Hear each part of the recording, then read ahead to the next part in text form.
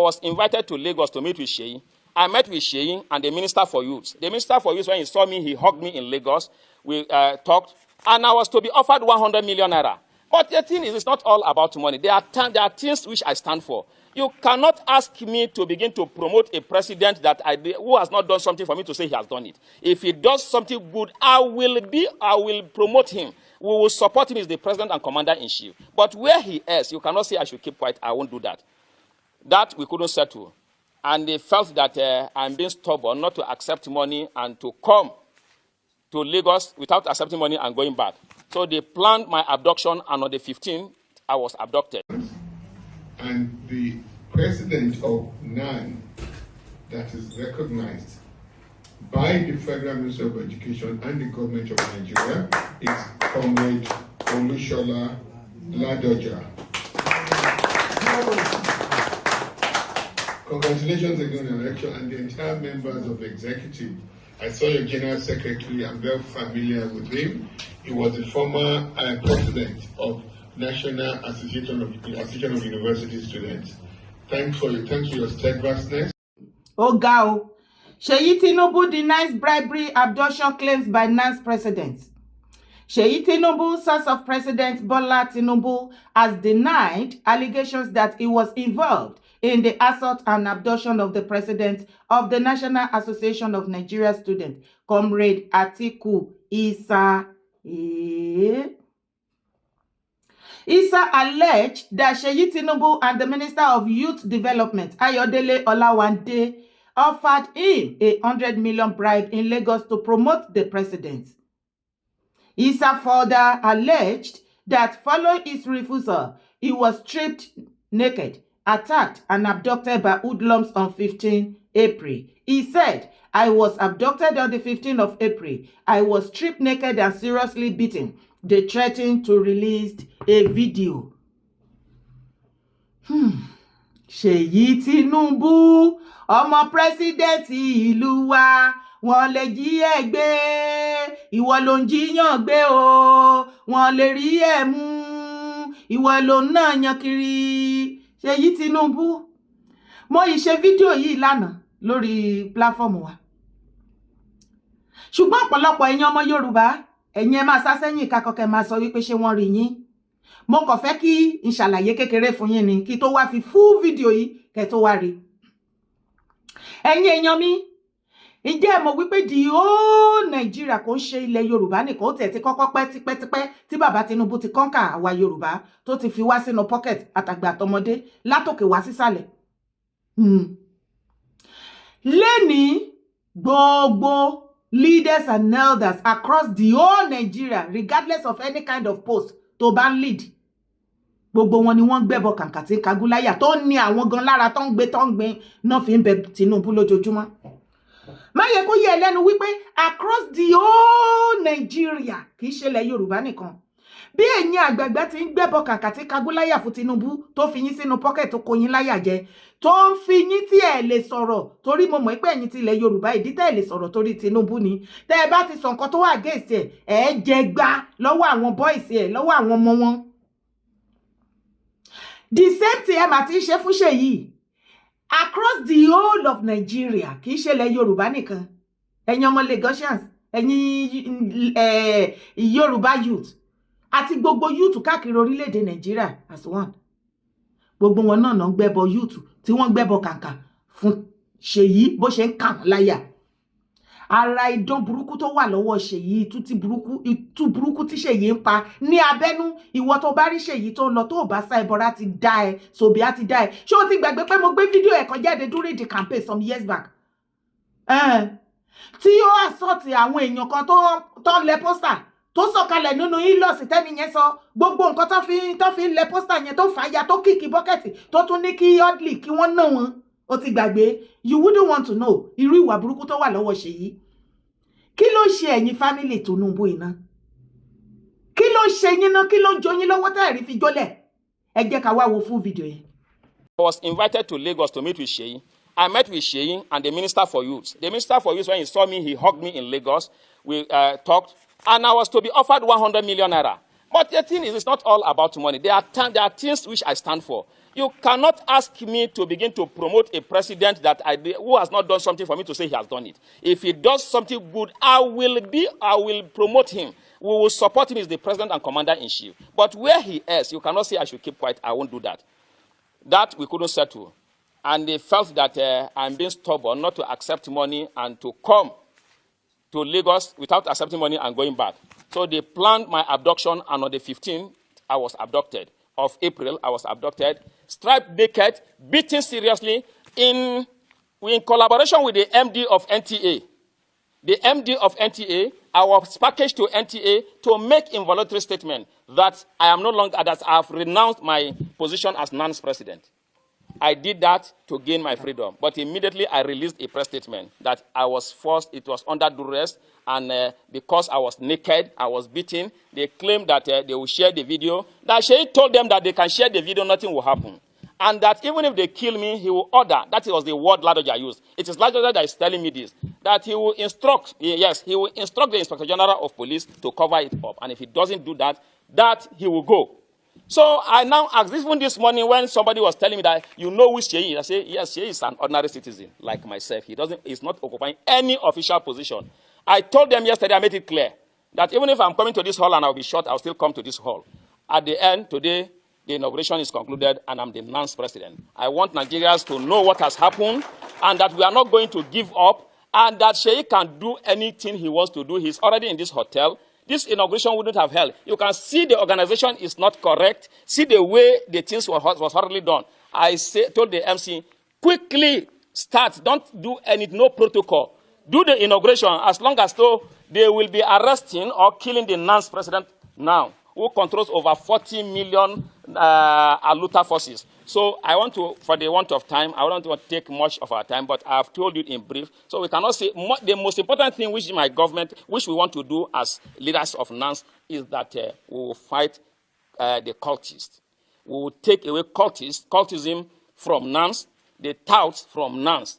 They are just a bunch of touts and criminal elements. When politicians want to do anything, they recruit them to do all of these things, and that is what we have come to fight. I need your support for us to be able to do this, because without you supporting me, supporting our leadership, there's no way we'll be able to achieve this, because these people have gone far. They have no shame. I want to say, finally, that Seyi Tinubu is a very bad example to the Nigerian youth. And the worst thing that will happen to Nigeria will be for Seyi Tinubu to become the governor of Lagos State. He has no shame. He has no character. I have been strapped naked. He has my video in his phone. If we are in a country where things work, they are supposed to trace that in his phone, and he should be prosecuted. I do not know if what he wants to do with my naked video in his phone. It is also in the phone of the Senior Special Assistant to the President on Student Affairs. The Secretary, while we went to submit a letter to the Minister of Defense, the essay to the Minister of Defense told him that he saw my naked video while they were beating me. That is also in his own phone. This is the country that we are, but they are making a mistake with the wrong person. The only solution to this for them to do the right thing, or they should quickly terminate my life. I thank you very much for listening. Seyi Tinubu ìkànnì ẹ̀ àwọn tí ò mọ̀ ẹ́ náà rò wípé èèyàn ni ẹ̀ gbogbo president àwọn youth tó dẹ̀ fi ra ẹ̀jẹ̀ tó sọ̀rọ̀ ẹ̀dì Seyi Tinubu bá wa gbé fídíò àbí write up jáde ọmọ mẹ̀kúnnù tó jẹ́ youth tó benefit lára ẹ̀ kó tó di pé bàbá ẹ̀ ó become president àti even bí bàbá ẹ̀ ṣe become president nsìn bó síta kó jẹ́ ká mọ̀ mẹ̀kúnnù tó benefit lára bí ìwọ tó pẹ̀rẹ̀ ní Nigeria youth president rádaràda ló máa ń ṣe kiri kò sí nǹkan ẹyọ kan báyìí tó jẹ́ positive things tó jáde láti pàṣẹ rí Seyi Tinubu ó láǹkúrí nǹkan tó ń sọ sí ẹ̀yin tẹ́ bá lọ believe tó ń sọ wípé irọ́ ni Seyi Tinubu lẹ́ ń rí yẹn gbogbo ìwà burúkú tó bá ti wù tó bá ti bọ́ síta ó máa ń deny ni alóhùn òmù irọ́ ló ń pa ẹ̀jẹ̀ ń jayín sí assault tí máa yìí ló assault òun ó ti ṣe rí tí mo bá wọn pariwo fídíò yẹn tó gbé fídíò yẹn wá fún mi during the campaign bóyá bí 2 years ago or so ìwọ tó bá rántí àwọn guys yẹn láwọn wọn náà lọ lẹ pósítà lára ògiri Seyi Tinubu drive gbàbẹ̀ ó ní ilọ̀sẹ̀ àwọn oddly tó máa ń tẹ̀lé kiri even tí bàbá ò tí become president ó bá ní pé kan stop kan reverse ó bá sọ̀kalẹ̀ ẹnu mọ́tò pẹ̀lú àwọn oddly náà bá ní gbogbo pósítà yẹn ló ní kí àwọn oddly kan máa fàya àwọn tó lẹ pósítà wọ́n ná wọn bí máa yìí Isa yìí president àwọn student association of Nigeria yìí sá bó ṣe sọ wípé Ṣèyí kàn má di pé kán nà òun bẹ́ẹ̀ náà ni àwọn yẹn ṣe sọ wípé wọ́n ní kí àwọn ọdlì kan assault wọn bọ́n ṣe nà wọ́n tó fọwọ́ lágbá wọn lójú bọ́kẹ̀tì wọn wọ́n sọ wípé bọ́kẹ̀tì wọn wọ́n fọmọ́lẹ̀ gbogbo nǹkan tán kó dání materials wọn láti ṣiṣẹ́ wọn wọ́n bàjẹ́ Ṣèyí náà ni ìgbà tá pariwo síta bí Ṣèyí tún ṣe bọ́ síta náà nìyẹn pé irá ni owó ọmọ kankan pa kì í ṣàkọsí ẹ̀ tẹ́ bá wá fẹ́ mọ irú ìṣẹ̀dá tí Ṣèyí jẹ́ ẹ lọ bèrè lọ́wọ́ àwọn ọmọ bíbí Nàìjà àwọn gẹ̀ẹ́sì wọn ni o Ṣèyí báyé wọn jẹ́ gan ẹ lọ bèrè lọ́wọ́ àwọn gẹ̀ẹ́sì Nollywood mi ò sọ Yorùwood o àgàgà wọn mọ sáìdì yíbò bí ní dẹ́ta wood yẹn Ṣèyí rún ayé wọn gan tó bá rí wọn tán sọ on my birthday àwọn ra mansion wọ́n ra mọ́tò wọ́n wà nínú àwọn ti Yorùbá náà bọ̀ kò fi bẹ́ẹ̀ kó ti Yorùbá lọ títí wọ́n lè sọ̀rọ̀ ní Ṣèyí ti ba ayé àwọn yúùtù jẹ́ gan ó ti rún ayé wọn nípa ọ̀nà oríṣiríṣi tẹ́mi àti onílé ó ti yé bóyá kíní yẹn gan ló wọ́rí ẹ̀ ta ló mọ̀ torí àpọ̀jù ẹ̀ ò dá lára Ṣèyí sórí wèrè tó rò pé ó fẹ́ sọ̀rọ̀ ẹ̀ dìbí ti bàbá ẹ̀ irọ́ ló pa wàá bẹ́kùn wà ní bùbá nílẹ̀ Yorùbá ó lè àwọn other side lè gbà lọ́wọ́ other tribe sórí ilẹ̀ Yorùbá yẹn wípé ilẹ̀ Yorùbá máa wò wàá tún wá sán lórí wàá di wèrè mọ́ wa lọ́wọ́ bíi ti bàbá Tinubu ó ṣe bàbá la mistake. However, Seyi Tinubu has rejected the claims in an Instagram post, stating that they were all lies intended to damage his reputation. Do you have any good reputation in Nigeria? Ẹ bá wa bẹ̀rẹ̀ lọ́wọ́ Ṣèyí, reputation wo ló ní? Ó ní reputation kankan. Nǹkan tí ọkùnrin yìí sọ, very similar sí story tí mo sọ fún yín mo ilé lọ bá yín wá fídíò yẹn wá Ṣèyí máa lọ wá fídíò yẹn kí ẹ̀yin èèyàn lè mọ irú ìwà tó wà lọ́wọ́ Ṣèyí. Seyi Tinubu has nothing positive to offer the youth. Ẹ̀yin youth tí àwọn tó kó rárá tó wá parọ́ fún yín, tó ń group yín papọ̀, tó ń fi sí yín lórí pé Seyi has a plan for you. He has no plan for you. Kò ní anything positive. Nǹkan téèyàn bá nílé èèyàn fún yàn. Gbogbo life ẹ̀ látòkè dé sàlẹ̀ ṣe but negative. Ó ti sán lórí. Seyi wọ́n ti gé etí Seyi lọ bó ṣe wà yẹn. Kò ní heart kankan. Ọkàn Seyi wọ́n ti yọ dànù. Ó ní fẹ́ mọ ìwà burúkú tó wà lọ́wọ́ Ṣèyí tí ẹ bá rí àwọn iṣẹ́ burúkú ọwọ́ Ṣèyí tó bá gbé jáde wà gbáwọ́ mórí wà bú sẹ́kún ìwọ tó bá jẹ́ yùtù tó lọ ń fọwọ́sowọ́pọ̀ tó ń protect ẹ̀ mo fẹ́ kó mọ̀ wípé àti sùn ọjọ́ ọ̀la ẹ̀ ló ń bàjẹ́ àwọn ọmọ ìyà tí àwọn ọmọ ẹ̀ máa yẹ̀ rí tìǹú ayé ẹ̀ tó ti ṣẹ́ṣẹ́ ìyà sílẹ̀ àwọn ọmọ tó ti bí òun ló ń pinlẹ̀ sílẹ̀ ó ṣe fẹ́ anybody because so far so good gbogbo information Ṣèyí tó máa wá sọ́dọ̀ mi kò sí ọjọ́ kan tí wọ́n mú anything positive wá rí gbọ́ nǹkan positive nípa Ṣèyí rí it's all negative kí ló fẹ́ sọ̀rọ̀ ẹ̀dà Ṣèyí ṣó ní láti pààyàn ní kán wá máa parọ́ fún bàbá ẹ̀ ìwọ ò lè advice dádì ẹ wípé ṣé kò gbọ́ igbe àwọn aráàlú ni igbe ara ti ní everybody bàbá ẹ̀ sọ pàkọ́ nù lùkẹ́ wọn náà ti gé wọn létí lọ nǹkan táwọn bá máa ṣe làwọn máa ṣe anybody bá fẹ́ kékú kó kékú ó lè rí bàbá ẹ̀ sọ̀rọ̀ àbí ọba bàbá Tinubu sọ̀rọ̀ bàbá kò gbọ́rọ̀ sí ẹ lẹ́nu àbí ẹ̀jọ́ gbọ́rọ̀ síra yín lẹ́nu ẹ máa wo ẹ̀gbọ́n Ṣèyí yìí o Fọláṣadé Tinubu ó sì pé Ṣèyí kó bá sọ̀rọ̀ àbẹ́ ètì ara yín níṣẹ́ kí advice ara yín kàn déédéé rí Fọláṣadé kó dákẹ́ wọ̀ àwọn ará Delta náà kì í fún ó gbá tó báyìí ṣó ti lọ lẹ̀ dáadáa ṣó ti lọ tán ṣé ti wà òkè wọ́n tọwọ́ lébọ̀ fún Fọláṣadé ẹ rántí ìgbà tó ṣe gàràgàrà tó náà ṣe girigiri yẹn Ṣadé Tinubu Òjó tó lóun fẹ́ lọ yọ ìyálọ́jà ní Delta táwọn yẹn kóra wọn bọ́ síta wípé kí ló kàn ṣáà sọ fún yín pé ìyálọ́jà wo ò dá sí wa ni ó lóun ní candidate táwọn yẹn sọ fún yín pé Edo no be Lagos eré ló pé kó tó tiẹ̀ ṣòrojú débẹ̀ ni wọ́n tọwọ́ lébọ̀ wèrè wọ́n tọwọ́ lébọ̀ fún Ṣadé ni ó gbá tó báyìí wọn lè dìde àgbé ni ṣára yín ò balẹ̀ ẹ pé Ṣèyí níbi tó ti ń gbọ́ ṣùgbọ́n Ṣèyí ìbalùwẹ̀ tó ló fẹ́ dòdò nílẹ̀ Yorùbá mi ò mọ ti other tribe o ní ilẹ̀ Yorùbá abracadabra owó tó wà lọ́wọ́ àbí wàá rí wípé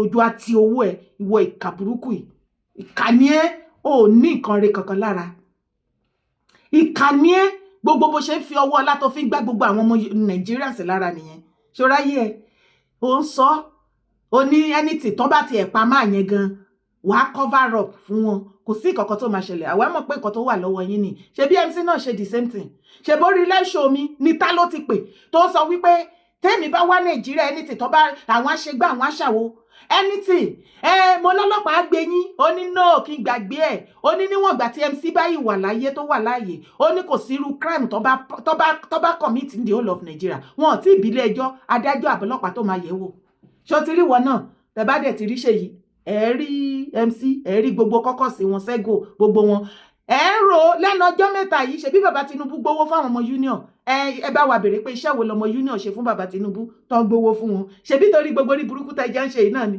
àbí ẹ kọ́ rí burúkú lọ you are a disgrace to yourself Seyi Tinubu you are a disgrace to Tinubu family you are a disgrace to yourself o tún disgrace ló tún jẹ́ láàárín àwọn youth kò sí youth kankan tó sọ̀rọ̀ ẹ̀ dáadáa kò sí ire kan tó jáde láti inú Násárẹ́tì ẹ̀ rí láti jọ́ tọ́tẹ́ pariwo Seyi Tinubu get out of here.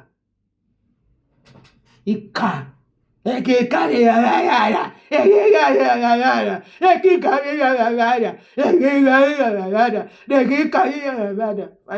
fada pa ẹnu ẹ̀dá. Orúkọ tèmi ò yí padà Yèyé Dára Kowé ni mò ń jẹ́. Má gbàgbé láti bá mi share fídíò tó bá lè kàn lára kó fetí ara ẹ̀ gbọ́. Ìbálùwẹ̀ tó fẹ́ dòdò abracadabra kò ní da fowó ọwọ́ ẹ̀. Ṣé gbogbo èèyàn lẹ́rù pé ó fẹ́ wá tẹnujẹ lọ́dọ̀ yín ni? Gbogbo wa tá àdùnná sísì yín rí tá àmọ̀ ya yín rí tá àdẹ̀ ń wọṣọ tá jọyàn olówó ni wá torí ò lè dúró báyìí káwa gan dúró kó sọ wípé à lè dúró níbi tó dúró ta ni ẹ́ ìkà.